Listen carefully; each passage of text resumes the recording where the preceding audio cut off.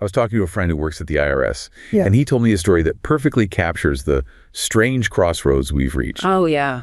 For years, his office has been buried under this. Just a mountain of paperwork. Thousands of cases of suspected tax fraud that they simply didn't have the staff to even open. I can imagine. Then they brought in an AI pilot program, and his face just lit up as he described it. He said, it's like someone finally turned the lights on. Tasks that took humans weeks were being flagged in seconds.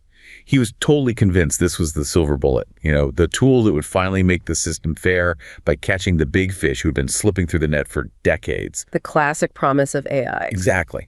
But then the conversation shifted. I asked him who gets to decide which files the AI looks at first. He paused, and his expression just soured. He admitted that while the tech is fast, the logic it uses is still a black box handed down from some higher department. So he has no visibility. None. And if the people at the top decide to point that AI specifically at low-income filers because they're, easier targets to process, the machine won't argue.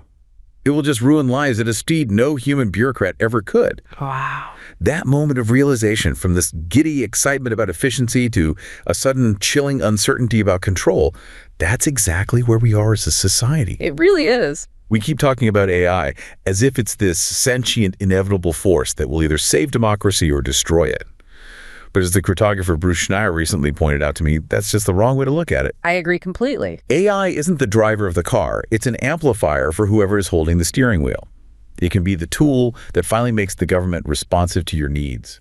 Or it can be the ultimate power tool for authoritarians to cement their control. The technology itself doesn't have a moral compass. We do. And right now, we're the ones deciding who gets to turn the dials. That opening story it perfectly sets the stage for our deep dive today. We're looking right into that paradox of power and control as AI gets woven into government. Right. It forces us to move beyond the fear-mongering about robot overlords and all that. Yeah, the sentience question. Exactly. And to define AI not as some single futuristic force, but as what you said it is, a power-enhancing amplifier, a set of technologies that it accelerates the intentions, good or bad, of the people already in charge. We're really talking about the mechanics of how power is used. I think framing it as an amplifier is so critical, because it immediately puts the responsibility back on the political actors, not on the tech itself. So let's unpack that. Yeah. If AI is the government's amplifier, what are the concrete functional ways it acts as such a potent tool for the state? How does it actually transform how government governs? Okay, so when we look at how governments are applying AI, we can really break its impact down into 4 core dimensions. These are the ways it fundamentally changes what a bureaucracy can do. And how fast it can do it, I'm guessing? Based on the IRS story, the first one has to be speed. Absolutely. Speed is the most immediate, the most tangible gain you see. AI can dramatically accelerate decision-making. Taking things that used to be months of paperwork. Weeks, months of human deliberation, filing, vetting, and it reduces them to seconds. Think about all those bureaucratic pain points that just frustrate everyone. I'm thinking of them. Expediting a complicated tax refund, speeding up the assessment for disability benefits, processing huge volumes of immigration applications, or even just issuing business permits. This cut in the agonizing wait time is a real, genuine public good. It's often how it's sold. But speed doesn't mean much if you can only do one thing at a time. The real institutional power must come when you combine that speed with scale. That's the second dimension, exactly. Human employees, they hit a wall when they're faced with truly high volume. AI systems don't. Right. AI lets government systems perform a vastly larger number of tasks at the same time than any human staff could ever handle. Like mass fraud detection. Perfect example. Mass fraud detection across national welfare programs, or the challenge of sifting through billions of financial microtransactions every year. AI handles that volume effortlessly. It makes a comprehensive audit actually possible for the first time. You're moving from auditing, 1% of transactions to auditing 100%. It's a total game changer. Which means the government can start doing more kinds of jobs, not just processing the old ones faster. And that sounds like the third point, scope. That's it. That's the third point. AI expands the very definition of what bureaucratic tasks you can even hand over to automation. At first, automation was just for simple data entry or predictable math. Right. Now, AI systems are moving into complex verification, sophisticated categorization, predicting future risks, and even making preliminary decisions that require synthesizing info from a dozen different sources. And that expansion of scope sets the stage for the fourth capability, which I'm guessing is the most disruptive one. It is sophistication. And sophistication is where these systems start to analyze complexity that's just beyond what a human can do. That is where the power amplification effect really comes into its own. Sophistication means the AI can analyze and integrate a much larger set of, disparate factors all at once than any single human judge or bureaucrat can effectively manage. This would be critical in really high-stakes areas. Absolutely. Think complex risk assessments, like determining the likelihood of flight risk for bail eligibility or assessing complex insurance fraud by cross-referencing 10 different government databases in real time. This ability to integrate these massive, multifaceted data sets is what makes AI a true engine of administrative transformation. The theoretical promise, as we've been saying, is genuinely appealing. Yeah. Uniformity, less individual human bias, more consistency. It should, in theory, lead to a fairer, faster system. And it should enhance trust in public services. Right. And, empirically, that initial promise, it actually holds true, but it masks this structural tension, something we call the failure by success dynamic. Okay, failure by success. Unpack that. We have data from some very detailed studies. They used policy vignettes across different government domains. So, tax administration, welfare benefits, and pre-trial bail decisions to test how citizens react when AI is brought in. So what are the specifics on that? When the AI delivers on those benefits, how does the public actually react? When the AI deployment was framed purely in terms of those functional gains, shorter processing times, reduced costs, real convenience institutional trust actually increased moderately compared to a system run only by humans. Interesting. The studies found, for instance, that trust indicators rose by about 8 percentage points when the benefits were highly visible and immediate. People see modernization and they like it. They appreciate the speed. So efficiency wins the day. Yeah. At first. But if people are getting tangible benefits, money they need faster, why does this abstract sense of lost control even matter? I mean, does it just stay a feeling, or is there evidence it could lead to real political pushback? And that is the absolute core of the paradox. The data showed that even as trust was moderately increasing because of the functional gains, that same positive framing simultaneously and robustly undermines citizens' perceived sense of control. Wow. By how much? The feeling of agency dropped by an average of 12 percentage points across all the domains they tested: tax, welfare, and bail. So it's a deep inherent ambivalence then. It is. People are willing to accept the benefit, but they immediately recognize the profound transfer of agency that came with it. So this isn't just some abstract philosophical worry. It's a measurable negative cognitive and emotional reaction to that power shift. Exactly. And those initial successes, those functional gains, they run the very real risk of hiding these longer-term structural and political time bombs. If those tensions aren't dealt with, this loss of control will eventually just eat away at public confidence, turning those moderate trust gains into a systemic failure. Which is why we need to focus on the things that drive that corrosive effect. Yes. The 3 big structural risks: dependency, accessibility, and contestability. And I'm guessing when the study shifted the framing to highlight these tensions, the public reaction went from being ambivalent to something much more negative. Oh, absolutely. When the framing made these deeper risks salient, both institutional trust and that sense of personal control just plummeted. Yeah. They went deep into net negative territory, which brings us squarely to the mechanisms of harm. Okay, so let's start with dependency. We saw the allure of that in the IRS story. Clearing a backlog seems great. But what's the core tension here? What's the specific way that relying on AI actually makes the government less capable in the long run? The core tension of dependency is the irreversible erosion of human state capacity and expertise.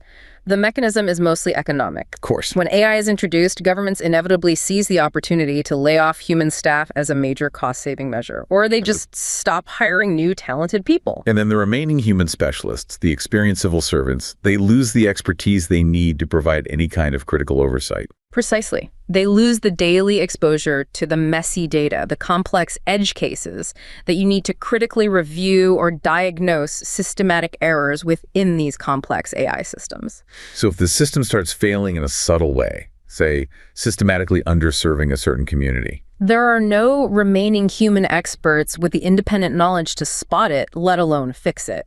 We saw this concern reflected very strongly in the dependency condition of the studies.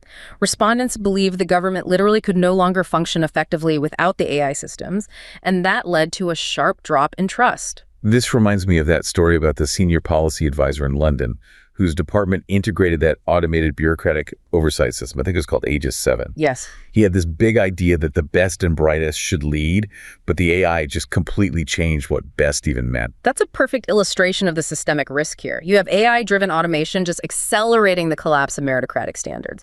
The system, Aegis 7, was optimized for one thing: frictionless compliance. Right. He watched as the most brilliant, often nonconformist, young graduates who proposed these creative outlier solutions were suddenly being overlooked for promotions. Aegis 7 didn't value their creativity. It saw deviation from the mean, and it defined that as administrative risk. It rewarded predictable throughput and perfect adherence to protocols, even if those protocols weren't optimal. The chilling implication is that the institution is automating away the very incentive for excellence. It's substituting leadership with algorithm janitors. The state becomes dangerously reliant on systems that might be structurally flawed, but nobody has the expertise left to question the logic or even the incentive to try something new. That is the human cost of dependency. You're losing the soul and the ambition inside public institutions. The incentive to lead gets replaced with the incentive to comply. And we see this same mechanical deferral playing out in the judicial system.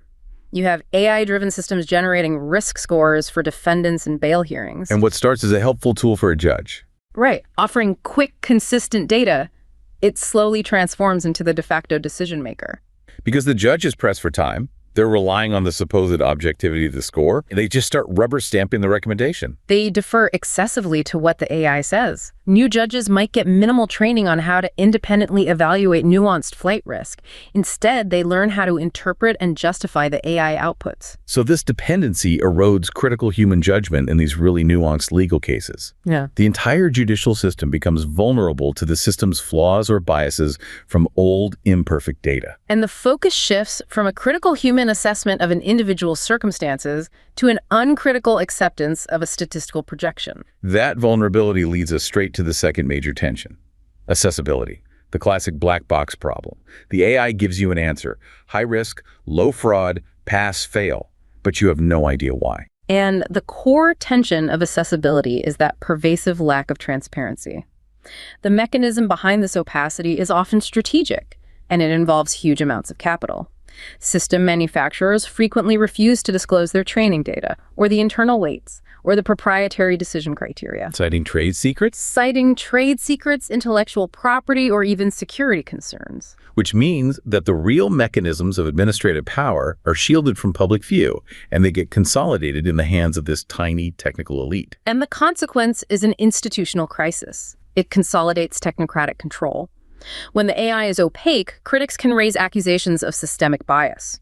For example, that the AI might favor wealthy taxpayers, or that it disproportionately penalizes certain demographic groups in welfare decisions. And without insight into the AI's logic, you can't verify any of it. Independent verification becomes functionally impossible whether the accusations are true or not. So the black box isn't just about hiding secrets. It actively fuels this institutional opacity and erodes the public's confidence that the system is fair. Absolutely. The lack of transparency fundamentally undermines the capacity for legislative oversight, for journalism, for public advocacy. The study participants saw this very clearly. What do they say? When they were made aware of the AI's limited transparency, they showed significantly stronger agreement with the statement. In this country, it is difficult to scrutinize how the government reaches its decisions. And that perception, driven by the black box, predicts a severe erosion in institutional trust and perceived control. But you can't see the logic and you can't trust the result, and you certainly can't challenge it, which flows perfectly into the third tension: contestability. Contestability is defined as the difficulty, or often the practical impossibility, of challenging or holding AI decisions accountable. The mechanism here is often an unintended consequence of both dependency and scale. Because of the staff cuts. Substantial staff cuts, driven by that desire for efficiency, mean the remaining human officials are just overwhelmed by the volume of AI-generated decisions. Meaningful human review becomes a myth. So the very tool meant to create efficiency ends up eliminating the possibility of a meaningful human appeal.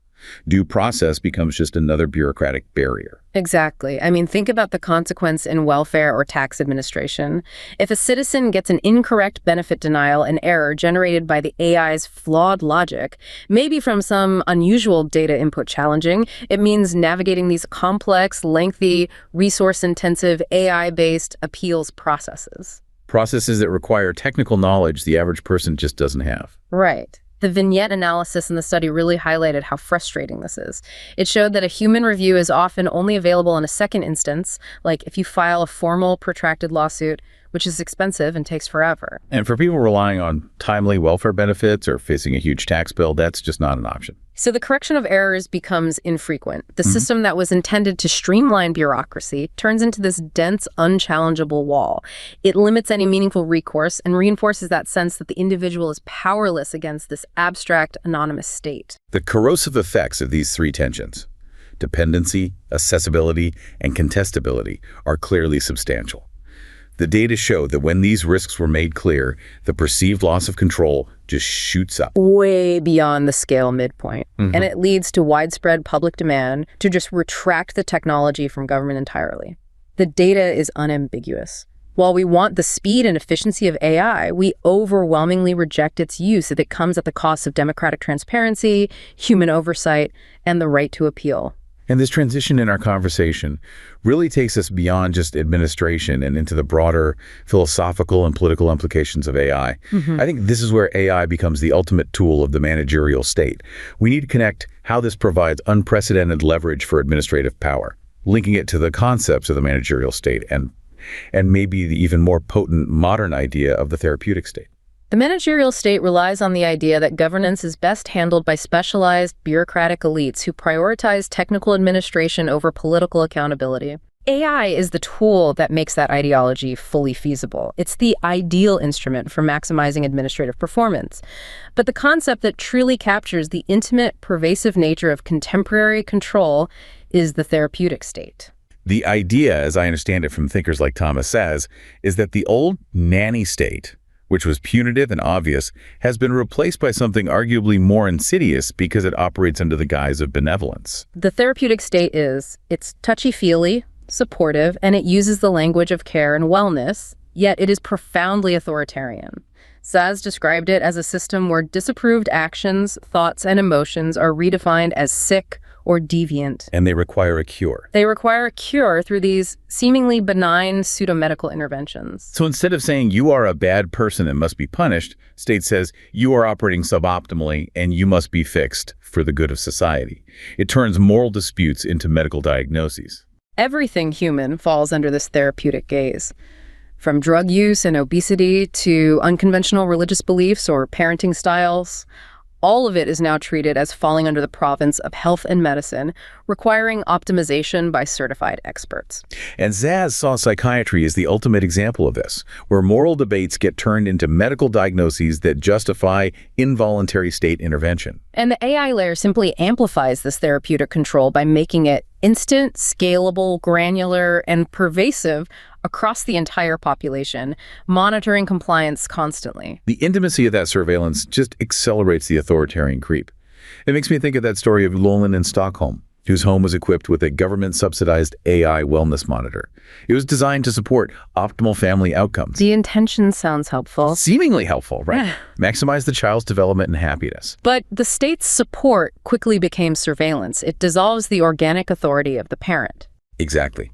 The AI, acting as the ultimate therapeutic authority, flagged her toddler's tantrum, not as a normal developmental stage, but as a behavioral deviation to a state database. Oh, wow. And it instantly mandated a digital module on attachment correction. This is the ultimate reach of the therapeutic state. You're analyzing AI as an instrument to dissolve the organic ties of civil society, of the family. It completely bypassed the organic authority of Elin, the mother.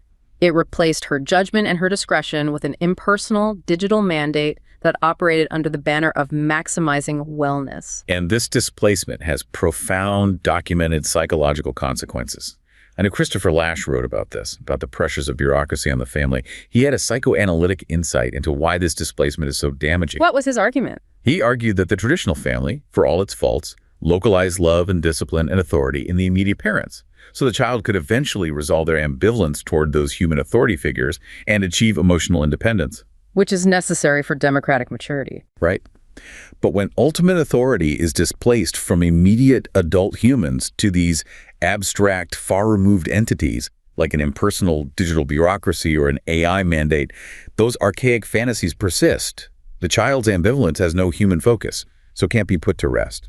So instead of resolving the conflict, the child just internalizes this constant judgment and monitoring from an abstract, pervasive force. And that, in turn, contributes to the contemporary personality type he identified, narcissism, characterized by a weak, beleaguered self, preoccupied with constant self-monitoring and optimization, and prone to these alternating self-images of grandiosity and objection. So the ultimate irony is that the AI, which is supposedly optimizing for better human outcomes, might actually be preventing psychological maturity by dissolving the natural, messy, necessary ties that bind the family and civil society. The pursuit of perfect efficiency is fundamentally incompatible with developing resilient, independent people. And on the larger political front, this AI-enhanced capability provides a central lever for authoritarians. Bruce Schneier highlighted this. AI is a power-enhancing technology. AI-enhanced spying and surveillance, which used to require immense human effort to execute across a large population, Now becomes automated, cheap, and instant. An authoritarian government gains the automated capacity for mass surveillance and policy implementation. It offers a single central button to control and implement policy across many layers of bureaucracy instantly, without the cumbersome delay of human disagreement. The human bureaucracy itself acts as a kind of friction layer, historically. Yes. It slows down radical or authoritarian policy shifts. Yes. So when AI automates away that friction in the name of efficiency, it doesn't just simplify administration. It amplifies the threat of unchecked central power, letting a policy be implemented monolithically across the entire state, instantly. And moving from the state's control over individuals to the individual's control over their political life, we have to look at how AI affects the messy, essential parts of democracy: public debate, community building. This is where AI directly threatens deliberation. This makes me think about how AI in our information systems threatens to worsen social enemy by replacing that organic civic deliberation with algorithmic control. I'm recalling the story of Clara in Oregon and their AI-driven civic discourse app. What was lost when the town replaced its traditional town hall meetings? In the old days, Clara would argue across a wooden table with her neighbors about zoning laws. It was messy, loud, intensely human, the stuff that builds community, even through disagreement. With the app, the system used natural language processing to aggregate those concerns, and it explicitly filtered out the emotional noise. That mechanism filtering out emotional noise is fundamentally anti-democratic, even if the intent is to create harmony. Clara said she felt like a ghost. There was no one to look in the eye anymore, just a chat bot that thanked her for her input while neutralizing her passion into a bar chart. This digital convenience, it risks trading our civic muscles for apathy. When we let an algorithm mediate our disagreements, we aren't resolving conflict. We're just numbing the people involved until they stop caring. And you end up with social enemy. That organic deliberation, the passionate, noisy stuff that binds a community together, it can't be optimized by a processor. And when you lose that organic shared connection, when discourse gets flattened into data points, the capacity for shared informed decision-making also vanishes. The rise of large language models just makes this erosion of a common framework of reference even worse. Because LLMs are so convincing, they amplify misinformation and contribute to the risk of personalized realities. If shared facts are constantly being replaced by a Googled or felt truth customized by an algorithm, it profoundly challenges our capacity for informed, independent judgment. Which leads to a crisis of public knowledge where any consensus on reality becomes impossible. It undermines the very conditions you need for an effective, open democracy. And underlying all of this is the cognitive and emotional trap of the illusion of control. Right.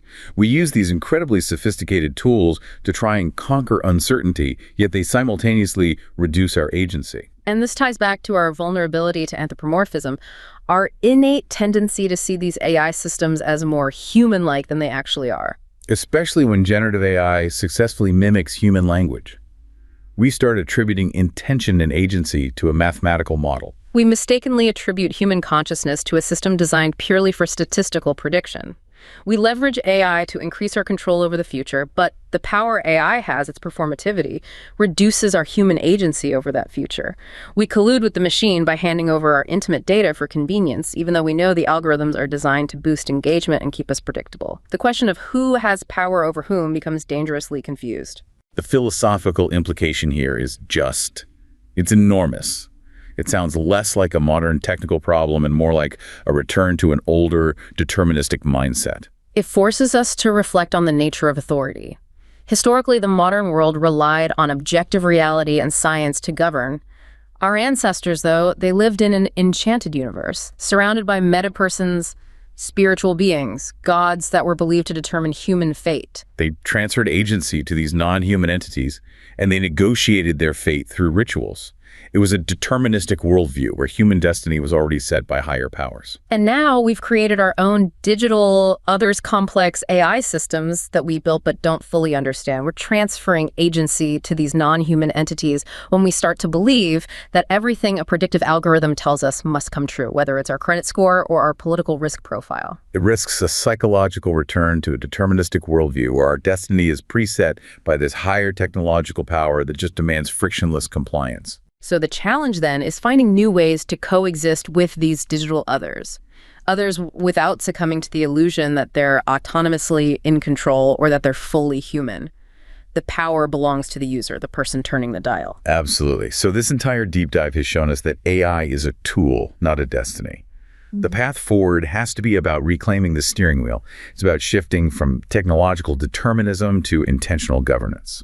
And we have to start with a balanced perspective, recognizing the dual taxonomy of opportunities and risks. We can't just ban AI, we have to manage its application. To harness the opportunities for efficiency and potential for enhanced transparency and accountability, like using AI to detect patterns of discrimination in policy while mitigating the existential risks. And the most critical risks, as we've detailed, are the subversion of autonomy, power asymmetries, and the erosion of trust.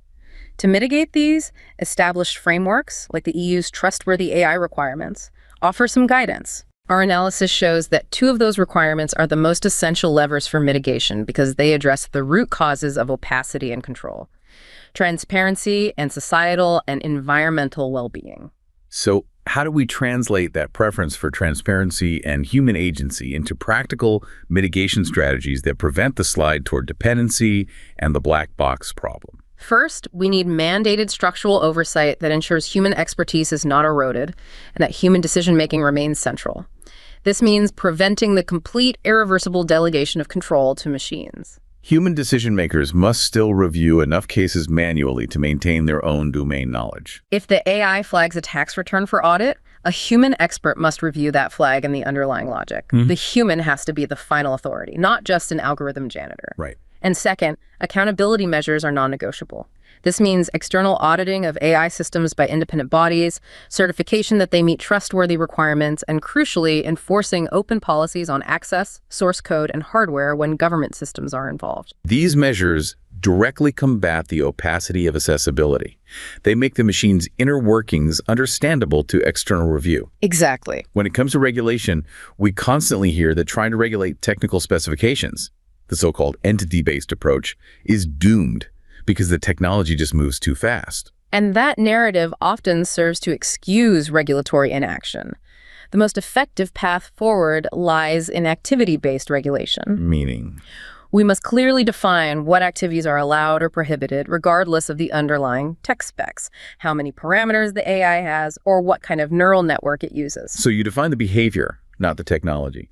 Prohibit the autonomous denial of core benefits, but allow the use of AI to flag inconsistencies for a human to review. Precisely. That approach is much more resilient to the rapid evolution of the models. And a strong, practical mandate to enforce public expectations is to force governments to set faster, non-negotiable timelines for key bureaucratic services. Like processing disability benefits or complex tax refunds. Yes. That's a powerful point because it forces the system to modernize, but it leaves the how open while ensuring accountability to the citizen. It forces the use of efficiency tools, whether that means hiring more people or leveraging AI that uphold public expectations for responsiveness.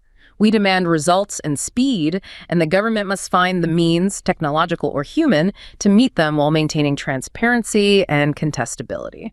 Finally, we've talked a lot about the state and institutions. What role do we, as citizens, play beyond just resisting bad AI? Citizens have to adopt a competitive mindset toward AI. While it's crucial to resist inappropriate uses like automating inequity, it's just as important for groups seeking to amplify their own power to adopt AI themselves. Labor unions, advocacy groups, local community organizers. Exactly, using the amplifier for the collective good. This sets a competitive baseline against private actors and corporate interests. And we see inspiring examples of this already. Using AI tools to analyze complex legislation instantly to help advocates, or leveraging generative AI for collective decision-making and consensus building in large-scale citizen assemblies. It's about recognizing that technology is an information tool, and we can leverage it to create a more legitimate, responsive democracy instead of just letting it dictate our fate. This deep dive has shown us that the core issue is not the machine's potential sentience or some deterministic, inevitable future. It is fundamentally a question of political decision-making, who controls the amplifier, and what political norms govern its application. We have to be deeply wary of the illusion that technology is the solution to fundamentally political, moral, and human problems. So our focus has to shift from fearing the machine itself to managing the political systems and the norms that determine its use. We've embarked on this co-evolutionary trajectory with these digital others we've created. If we continue to let our present be overloaded by the relentless invasion of the digital future, losing our capacity to imagine what a desirable future should even look like, we risk replacing genuine democracy with a hyper-efficient, opaque, and ultimately controlled technological state. The path forward requires embracing uncertainty and leveraging AI to build resilience in reappropriate and open future.